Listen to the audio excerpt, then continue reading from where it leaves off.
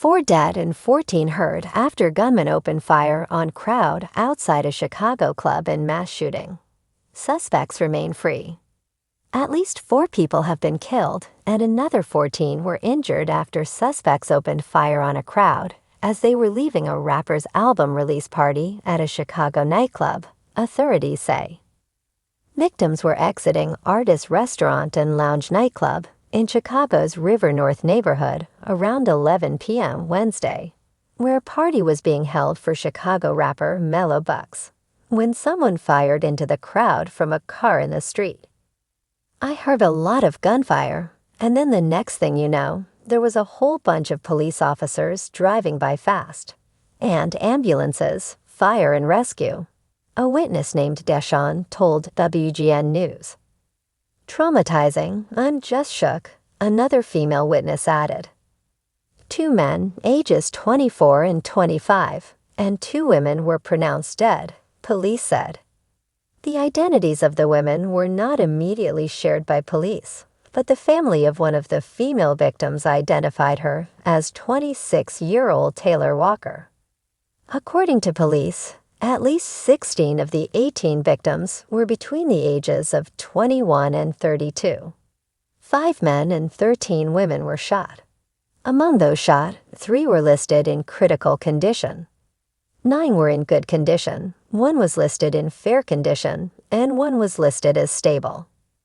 The club had been closing for the night when the shooting happened, so a large group of party attendees were standing outside, a worker at the nightclub told WGN News. According to a preliminary police investigation, a dark-colored car drove up to the nightclub just after 11 p.m. Either one unknown person or multiple people took out 1 or more guns and opened fire into the crowd. The vehicle immediately fled the scene, and no arrests have been made. Police have not released any suspect information. Multiple videos from inside the event, viewed by The Independent, appear to show a densely packed crowd singing and filming the scene on their phones before the gunfire broke out. Other videos show the shocking aftermath of the shooting outside the club, with revelers receiving medical treatment along the bloodied sidewalk. In a post to her Instagram story, Bucks, whose real name is Melanie Doyle, wrote, "Prayers up for all my sisters. God please wrap your arms around every last one of them." In another post, the 24-year-old rapper said, "I can't believe I lost both y'all in one night," along with a photograph of her with 2 friends. Another read that her heart is broke into so many pieces. Artist Lounge is at the same location as the former Hush nightclub that the city shut down more than 2 years, deeming it a public safety threat following a fatal shooting outside. Publishing from 12 countries and in 6 languages, The Independent is a truly international news organization. The first of the quality news brands to embrace a fully digital future in 2016. The Independent is the UK's largest quality digital news brand, at a top 10 news brand by reach in the US. It was just after midnight on Chicago's South Side, where the weekend buzz of music, laughter, and neon lights spilled out from Club Remy, a popular hotspot for locals looking to escape the week's wait. What should have been another summer night of dancing and drinks turned into a nightmare. Gunshots rang out in rapid succession, slicing through the music like a jagged tear in the sky. Screams followed. Chaos erupted. People ran, ducked, dropped to the pavement. Within seconds, the crowded sidewalk outside the club became a scene of horror. 4 were dead before the ambulances even arrived. 14 more lay bleeding or crying out, their lives forever altered. Authorities now say at least 3 gunmen opened fire on the crowd from a black SUV that pulled up to the curb and stopped without warning. Witnesses described the shooters as calm and deliberate, unleashing a hail of bullets before speeding off into the night. The victims ranged in age from 20 to 43. One was a young woman who had just celebrated her new job. Another, a father of 3, had stopped by to see friends before heading home. A pair of brothers, well known in the neighborhood for running a food truck, were both shot, one fatally. Police arrived within minutes, but the shooters had already vanished. No arrests have been made. This was a war zone. "I was just trying to get my Uber," said Shayla Peterson, a 28-year-old nurse who witnessed the violence from only feet away. "Next thing I knew, people were falling. I froze. It didn't feel real.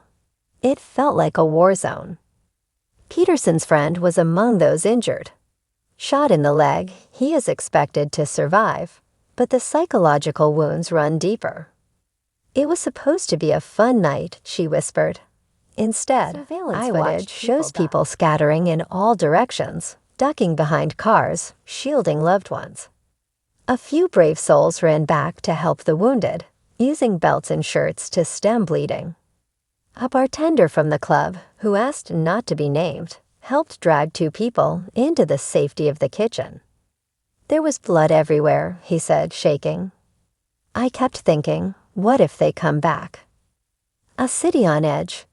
Chicago has long wrestled with gun violence, but the mass shooting outside Club Remy felt especially cruel, brazen, targeted, and merciless. Mayor Brandon Johnson released a statement calling it a vile and cowardly act. "We will not allow our city to be defined by this violence," Johnson said. "We will find those responsible. We will bring them to justice." But for many residents, those promises ring hollow. How many times do we have to hear this before something actually changes? Asked Jacoby Miles, whose cousin was among the injured. "They always talk, but nothing ever gets done. The guns keep flowing, and our people keep dying." In neighborhoods like this, the cycle of trauma is unrelenting. Shrines pop up overnight, candles, photos, teddy bears marking the places where lives were cut short. Children grow up knowing the sound of gunfire better than laughter. Trust in law enforcement is paper thin, and justice, when it comes, is often too late. Searching for motive. While police have not confirmed a motive, sources say the shooting may have stemmed from a gang dispute. The area around Club Remy has seen escalating tensions in recent months, with multiple incidents tied to a long simmering rivalry between 2 factions. "This wasn't random," said one detective, speaking on condition of anonymity. "They knew exactly where to go and who they were looking for. But they didn't care who got caught in the crossfire." That detail only adds to the heartbreak. Several of the victims had no ties to any gang. They were just in the wrong place at the worst possible time. Investigators are reviewing surveillance footage from the club and nearby businesses. The black SUV, believed to be a late-model Chevy Tahoe, was last seen heading west on 79th Street. Police have asked for the public's help in identifying any suspects. "We are not safe." At a press conference held just hours after the shooting, community leaders demanded more than thoughts and prayers. Reverend Malcolm Greer, a local activist, took the podium with fury in his voice. "We are not safe," he said. "Not in our clubs. Not on our porches. Not in our cars. Our people are being hunted, and the city needs to treat it like the emergency it is." Greer called for increased funding for trauma support and youth outreach, but he also pointed fingers at lax gun laws and the flow of firearms from out of state. "Until we stop pretending this is normal, it will keep happening," he said. "Blood is on the streets, and it's on the hands of anyone who looks away." A city in mourning. By sunrise, the sidewalk outside Club Remy had transformed into a makeshift memorial. Dozens gathered, many of them still in shock. Some prayed, others wept. A few simply stood in silence, unable to speak. One man placed a framed photo of his cousin, who had died at the scene.